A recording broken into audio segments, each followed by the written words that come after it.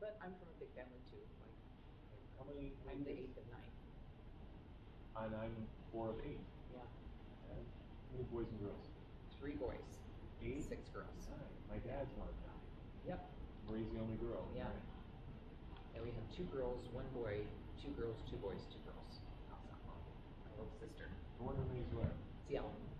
Yeah, I didn't know that. Right? Just south. What brought you here? Was it the Good station? job. I was working in Yakima, Washington. Uh-huh. Shooting, editing, anchoring, Doing it all. doing everything. Rolling my own teleprompter. Are you for real? Produced, wrote, taped up the scripts, rolled my own teleprompter, yeah. Back timing from the set, like I'd reach over and pull the sports guy the script out because I had to cut his time. Yeah, it's pretty fun. And then I got the job here and it's like, oh my God, I get to work with professionals. It's great. That is so cool. Yeah, it's fun. How long has it been you've been in the station? 7 years? No, 32. No way. Started in April of 91. No way. April of 91. It's a good start. Just get going. Yeah. All right. Okay. We're ready. Do you want to clap for the GoPro for sound? Yeah. Okay. Don't mess it up. Okay. Okay. It's not my first rodeo. So, tell me your MS story. I'd love to tell you my MS story. You got an hour? You were what, 26? 26 years old, and I was diagnosed. And I thought I knew everything about MS. I was in complete denial about it, to be honest with you. Your dad I had thought, MS. My dad still has MS. Yeah. 37 years he has it to this point. But within a few months of my first symptoms of crushing pain in my toes that moved up to my legs and eyes diminishing, I was in a wheelchair, if you can believe that, of all things, within a few months. And my dad, after decades, I'd been worse off. In that short amount of time, I thought, there's no way that this is what I had. There's something else going on. And boy, I was ignorant, even though that I'd been surrounded by it my entire life. And I learned more about what MS really is in those early years than I had my entire life, watching my dad. But it's different for everybody, isn't it? every person, it's like, MS is a unpredictable autoimmune disease of the central nervous system, right? Neurodegeneration is happening in your wiring, the brain and the spine, all the stuff that tells you to think, to move, to see, to act, all your organs, all the systems, it's all going through that. MS, if you think about it, multiple sclerosis means many scars, right? So there's scarring and damage that happens on the myelin sheath in your central nervous system, and ultimately a lot of people, it stops you from moving. If it's like a short in a wire, like your phone charger, when it just doesn't quite work, or maybe it just is dead completely, the wiring gets short-circuited in ways. And so the outward clinical manifestations of MS can be very different for every single person. There are a lot of similarities. Mine was massive pain and then immobility, eyesight diminished. At my worst, I could barely even move my hands. And music was done. Career was done. Life was done. And I'm dating my wife at the time, not knowing what's going on and not sure what the diagnosis even was. Well, you knew your dad had it, so it was going to be bad, but you didn't throw in the towel. What options do you have? I mean, there's not much you can do. And here I am dating my wonderful wife when we were boyfriend, girlfriend. And then ultimately when I proposed, even from my wheelchair, and this amazing woman says, yes, in sickness and health, I am just blessed beyond measure. I have to keep going. I have to now provide for my new fiance, a family. We wanted to have kids. We didn't know what was going to happen and had a lot of questions, a lot of answers that had a lot of questions that did not have answers. But I understood something. MS is a terrible way to meet great people. And as you find out that you're not alone, there's about 1 million people in the U.S. right now, they determine, that are living with MS, and maybe more. I have a big family, but my family's a lot bigger, because as you meet those that are going through challenges and struggles that can't move, they feel like they're a burden on others. They've lost their capacity, a life-altering disease. And there's no cure necessarily. There are disease-modifying therapies. And more has happened in the last 5 years alone for MS than the last 100. When my dad was diagnosed over 30 years ago, there was nothing. Here, take some aspirin, come back, maybe we'll have something for you. And what about for you? When did you find something that was going to help you? I started changing my entire lifestyle. Learned that more about my body and education of garbage in, garbage out than I ever had before. Learning about natural supplementation where I was depleted. My diet, my vitamin D3 alone, just simple things that are very, very helpful. how I might be able to help stave off things for even my kids. Even though MS may not be completely genetic, there is a higher proponent if you have a parent or a sibling with MS. So things that I can do to help my kids and then help others. I'm on a disease-modifying therapy currently where I go into the hospital. This one that I'm on is at once every 6 months. I've been on ones where I have to go in every 4 weeks, other ones that were a pill form. But the one that I've found that works for me is very unique, and I'm still learning. Not have all the answers, but I know that if you have MS, to get involved, speak about it, talk about it, find your tribe, find the people that understand what you're going through because you're not alone. Do you still have pain? Do you still have some vision troubles at all? Every second, every day, right now. I have a predisposition to smiling, I think, genetically, because I think the Osmonds just have that. But I have a lot to smile about. But I'll be completely honest with you, I smile through the pain. Yeah. I might wince a little bit, and I might just grit my teeth and bear it, because I don't know what else to do. Yeah. The one thing I know is, I look at my kids. Now that we have 2 girls and a boy, 3 kids, my cup is overflowing. And I know they're going to go through stuff. They're going to go through hard things. And at night when we have our family prayer, every time my kids say a prayer, they say, and please bless Daddy and help him with his MS. Yeah. And I know they don't quite know what that means, but I do. And I feel like if I can just hedge my bet, force a smile, do everything I can to give hope to them, it'll help me. And we lift each other where we are. And MS is hard. Life is tough. But as my grandpa said, and my dad, so are you. So you be tough right back. Yeah. And as a community, as those that are going through the trenches, as you find yourself, surround yourself with those that understand, it helps you know you're not alone. And that allows strength. I remember my dad, when he was first diagnosed, I was just a kid. But he reached out to those that he knew and he loved to try and get answers. There weren't many. Not at all. Annette Funicello, who was with the Mickey Mouse Club going back in the day, she was living with MS, and she told my dad something that he passed on to me. She said, it's not the disease that gets you down, Alan. It's the lack of hope. We need each other. We need something to hold on to. And I got to tell you, there's more hope than ever to be had about what's happening in the world of MS. Well, and what's happened since then? She died with it. She did.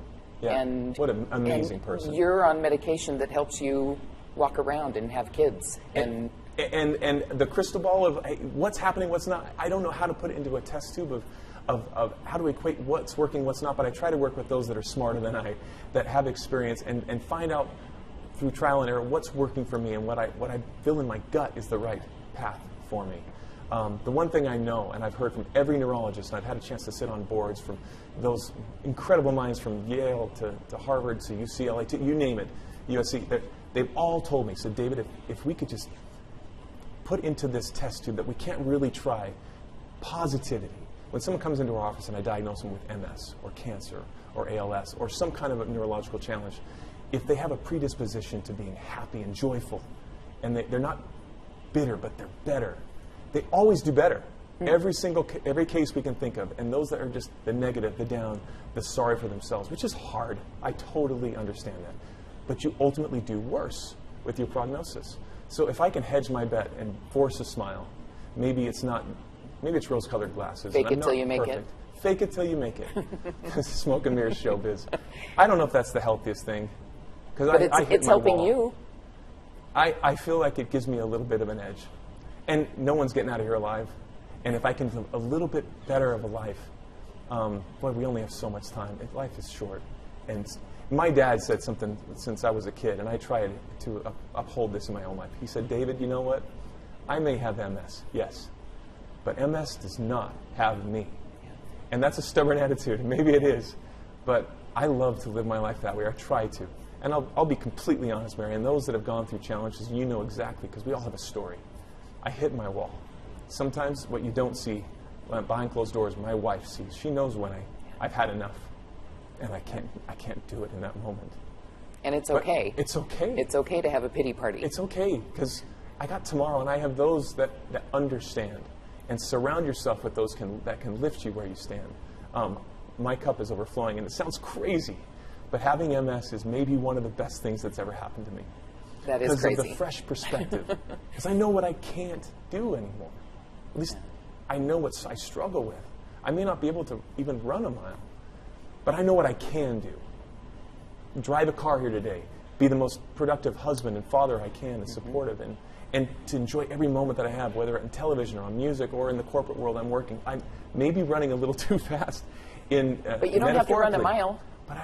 But I know, You don't have to again, do where that. I can do things, it means so much more to me than ever Yeah. before. Yeah. And that gift is something remarkable. I get a chance in a unique position sometimes to be reached out to from those that are newly diagnosed with MS. Yeah. And that is a big blow. I don't have all the answers, Right. not at all.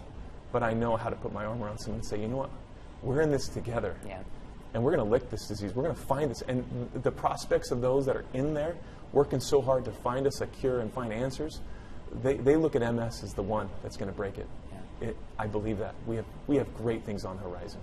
You need money to fund all that research and these boards that you're on and the medical teams that are working to cure MS. Yeah. It takes the almighty dollar, certainly. And as people open their hearts, hopefully they open their wallets as well to make a difference. And maybe it's not even just for the cure. Let's go find the medical side of things, of course. But the regeneration. I was just talking to my neurologist this morning. She got back from a conference. What they're doing with AI as well as predictability, maybe even to find out before you get diagnosis, any symptoms, things we can do. Also the course of your particular disease for you. What's best for you? What are the answers? Is phenomenal. There are really exciting things on the horizon. And then also for just how to support someone that needs steps to go up into their house. Yeah. They need a ramp. Someone that just needs to take care of everyday living right now. Or needs a wheelchair. Needs a wheelchair. Everything's expensive. Yeah, and MS is unpredictable. Yeah. My dad has a form called primary progressive MS. I have a form called relapsing remitting MS, which is the majority, about 85% of all MS people. Is it always painful like yours? Not for everybody. Yeah.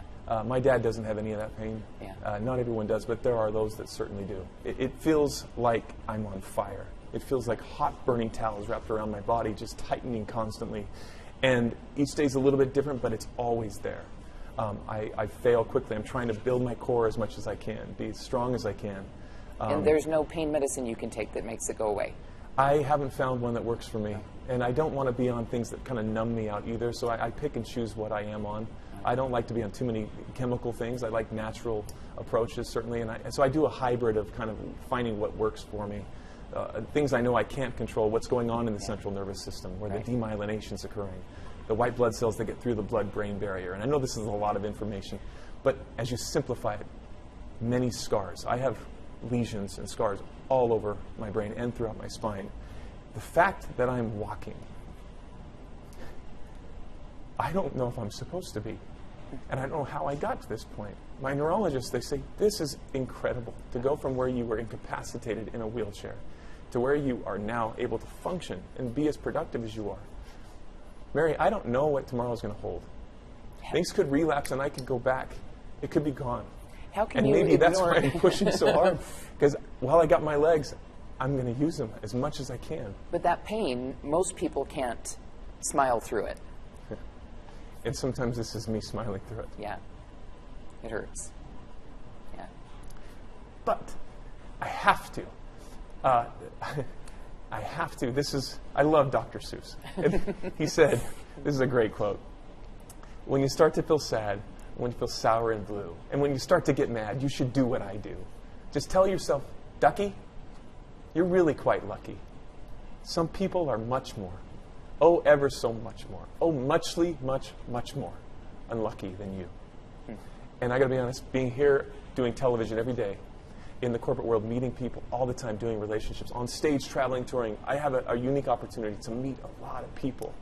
And the one thing I know is every single day, I meet somebody that I can't imagine changing places with. Right. The cards that I've been dealt, it may not be a great hand, but I have to play this one out because I know the other side of the coin. Life is hard. There's a lot of people struggling. Unfortunately, one of the leading causes of death for MS is suicide. Yeah. The mental toll and the taxation of that alone is brutal. It changes your life and the ones around you. Because I have MS, it means that my kids have MS. My wife does. And I cannot do this without them. Do you think you've saved lives? Oh. By putting an arm around someone? I've by never, saying I've don't never give up? thought about that before. I'm just one person. I hope that I have. I hope because I know my life has been saved and changed because of those that have helped me and continue to. I hope so. Boy, there's people out there that just need to know that they're not alone. Yeah. You can do this. We can do this together. We've got this. We need, challenges of all shapes and sizes and all different kinds, from cancer to diabetes, like my little brother, type 1 and type 2, financial problems, addiction, depression, Deafness, anxiety. blindness. Yes, we all are living the lifeboat, rowing, just keep, like Dora, keep swimming, keep rowing, keep going. It's worth it. Life is beautiful, and it is a miracle that we're here to begin with. Yep. And the fact that I'm on my legs, I'm going to enjoy this ride. Every step I take. Even if it hurts. Even if it hurts. There's beauty in sometimes that silver lining. It sounds counterintuitive, but weakness can also help us to become our greatest strength. And this pain, every step I take is a constant reminder of what I have, not what I've lost. Yeah. And I have everything to live for. Well, you Osmonds are known for being wholesome and hokey and sappy, so this is just right up the alley. I know, it sounds like a bumper sticker. I get it, and I know what's the blood that flows through my veins, but I am so grateful for it. I stand on the shoulders of giants, and what has been really put in front of me, the shoulders of the giants that I stand upon. I give credit to my grandma and my grandpa, George and Olive Osmond, for that Osmond positivity and strength, to my parents, to my wife, to now my kids. I look at them and I get so much strength from them. It's pretty cool. I'm so glad to be a dad. I might be a music artist, TV show host, in the corporate world working, but my greatest title is husband and father. Yeah. And what I've learned from this also is to learn to say no. To really. It's hard. Yeah. Yeah. Because you know you're needed, and somebody might hear your message. Yeah. It's hard to say no. And I know that because I might have only so much time, and maybe my life, the time that I have here might be shortened more than somebody else, that gives me more urgency and determination to enjoy each moment and to spend it with the ones that matter most, to be with my kids while they're young and impressionable, and to make those memories together.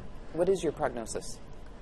MS being as unpredictable as it is, there's no way of knowing exactly how much of a toll this has taken on my mortality. It has hurt. I feel like I've aged a lot and feel older than I am, and so you put the smile on it. I try to be as youthful as I can, and amazingly, the fact that I can even hide it as much as I do, people forget, oh, I forgot you have this. Yeah. It's not like I've got a broken arm with a sling that you can see you're hurt. It's all inside, and it hurts. But I don't know what my long-term prognosis might be. But I do know this. Neurologists have told me, they've coined the phrase, this is not your mother's MS. Yeah. Meaning, they said years ago, decades, they would walk into their waiting room and they could pick out the person immediately who had MS. Now they walk out to their waiting room and they go, I don't actually know who this person can be, because there are things to help you manage, to control it, to stave off future attacks and live the most productive, healthy life you can. So there are incredible tools and answers. I encourage everybody to go to those professionals, ask the tough questions, don't give up on them. Be the squeaky wheel, and get involved in the communities. That's what's wonderful about all these great organizations, is to bring us together.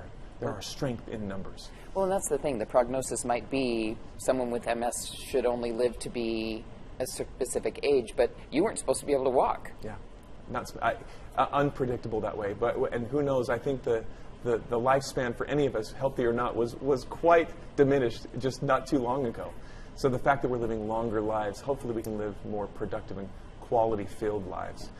Surround yourself with the people that matter, people that lift you up, not to tear you down, but understand what you're going through. That's why it's good to work with these guys too, isn't it? People. Oh my goodness, I have 7 brothers, no sisters, and now to be the host here on Fresh Living, to have my sisters. Yeah, I'm the only dude amongst the mix, and so hopefully I can bring a voice of that is kind of that male counterpart. But it's fun to watch them and interact with them and learn from this amazing community. And They're sweethearts. Utah is awesome. Yeah. Utah, the secret has gotten out, by the way. We're Utah's lucky to be growing here. so fast. And we're lucky to have the medical care that we have here. The The best. research, they're the best. The best you can find. I It is agree. phenomenal. Yeah, we're Absolutely. pretty So lucky. reach out to those professionals. Find that community. There are more people than you realize that understand what you're going through. Yeah. Yep. Any other elements you want me to pop I in can't here? think of anything. Is this okay? Is this going to be? Yeah, it's all good. right? The hardest part is going to be editing it and Yeah, figuring I'm out sorry, I which talk sound a bites lot. to pick. Um, And to cut trying it to down think. to 2.5 minutes. let's see. Can you if think there's of anything coming else? up. March is MS Awareness Month. Is it? I believe, and that's when this is going to air. Well, it's airing this Thursday. Yeah, March 7th. I swear March is MS. Can I look at this really quick? And the luncheon thing for the Utah MS Society is on the 9th. So maybe it is. MS Awareness Month. Shouldn't you know that? MSA is March. Yeah. MS Multiple Sclerosis Awareness Month during the month of March. Yeah, so that's good. I don't know. I mean, should I say anything like that? No, I'll You can talk add that about into it. your- And actually, I'm going to put a little at the very end. I'm going to say there's a fundraiser going on, and you can bid online and stuff. Awesome, fantastic. Yeah, that'll be Anything it. else about the story that I kind of went in tangents all over? No, but it makes because sense? you're going to have video for, like, of your kids. Yeah. Do you have video Oh, of yeah. your proposal? I can send you pictures of our wedding as well because I've been walking since our wedding day. Did you have any pictures of you proposing in the wheelchair? It was. I have a picture of the day after where I was actually doing a convention at the Delta Center. Oh, wow. And I told them, this is months before. I said, I can't even walk. They said, we want you. It was USANA. Yeah. And they had my wife and I sing a duet. They carried me out and put me on a stool. Oh, my gosh. And we sang the song from. Then it was really popular because it just came out in the High School Musical. We're soaring, flying. There's not a star in heaven that we can't reach. If we're trying, then we're breaking free. So we did this whole thing just like trying to not sob through it. And then I performed their theme song from my wheelchair, and I had pictures of that. Wow. There's some video. And then the wedding day when I first started walking again Was your wife a puddle? Oh my gosh. Yeah. It was amazing. Yeah. They pumped me full of a steroid right before because they had done that before when I finally got my diagnosis. And this is too much to put into this, of course, but when I proposed the day I had planned to propose, her mom died of cancer. Oh, my gosh. She had breast cancer. Wow. She was 55. And Wow. unexpected. She was doing well in treatment and recovery, and then it just... Wow. And then she hemorrhaged and Oh my she gosh. couldn't control that. Regrouped. I got a diagnosis about MS. This looks like it's MS, and did a new proposal. Actually, up at Midway is where I did it Oh. because it was the day before this big convention, and we set up with this beautiful gazebo with her favorite flowers, and I put the ring in there, and I told the people at the facility like what was going to happen. I can make phone calls, but I can't really plan stuff. And I said, I need to get out there, and I can't walk, but is this really easy to get to? They said, oh, it's right out the door. I remember going out there, and it was a few steps down on these railroad ties, like 4 or 5, and I'm like freaking out, like, how am I going to get down there? And it's just Valerie and I. And she put her arm around me. Oh. And we tried to move my legs down these steps to get to this place. I wanted to have a romantic moment. And, boy, we've been through so much at this point. Yeah. And I couldn't control my legs, and she couldn't hold me. And we tumbled down these railroad ties in, nice clothes, trying to create a moment. And when we hit the bottom, right next to this gazebo with lights and candles, and we just lost it. Yeah. You hit bottom for a minute. Yeah. And I said, please don't cry. Please. And we had such a moment. And when I was able to get back to a seat and then fall onto my knee and ask her to be mine forever, and she said yes, I knew that miracles happened every day, and she was mine. And I had everything to live for. Boy, I'm a big baby, but I'm reliving those moments. And it's those moments that I hold on to and I cherish because I remember what that's like to not even be able to move my toes. Yeah. And now, on the wedding day, to literally stop using my cane and walk without assistance Yeah. to start our life, I don't ever want to forget that moment when I can't move, because now I know I take every step with so much more appreciation and gratitude, and that is a gift. Yep. How can I hate this? Every step, every day. Yeah. Yeah. Wow.